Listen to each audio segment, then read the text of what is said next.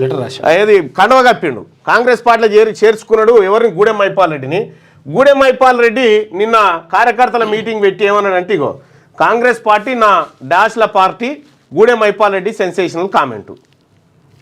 మరి ఇప్పుడు ఈయన కాంగ్రెస్ పార్టీలు ఉన్నట్టే కదా, ముఖ్యమంత్రి రేవంత్ రెడ్డి గారు కండవ కప్పిన తర్వాత ఇప్పుడు షోకాజ్ నోటీస్ ఏమైనా ఉందా? మరి షోకాజ్ నోటీసు, సస్పెన్షన్ అట్లాంటిది ఏమైనా ఉందా?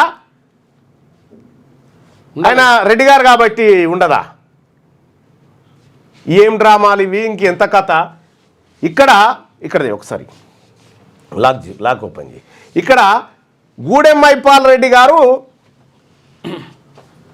బీఆర్ఎస్ ఎమ్మెల్యే గూడెం మైపాల్ రెడ్డి కాంగ్రెస్ కండువా కప్పిన రేవంత్ రెడ్డి, పొంగులేటి శ్రీనివాసరెడ్డి కాంగ్రెస్ పార్టీపై నిన్న, నేను అనకూడని పదం ఉంది ఇక్కడ, కాంగ్రెస్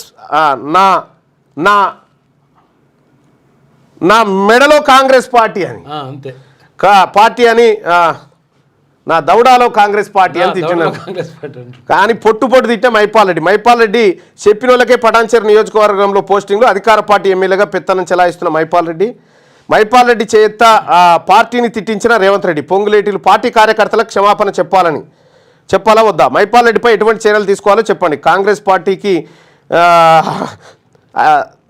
చూపెట్టిన మైపాల్ రెడ్డిని కఠినంగా శిక్షించే దమ్ము రేవంత్కుందా? టీఆర్ఎస్ ఎమ్మెల్యే అయితే అరెస్ట్ చేసి లోపల వారేయాలి. ఇప్పుడు చూపెట్టి కానీ దమ్ము ఏ పార్టీతో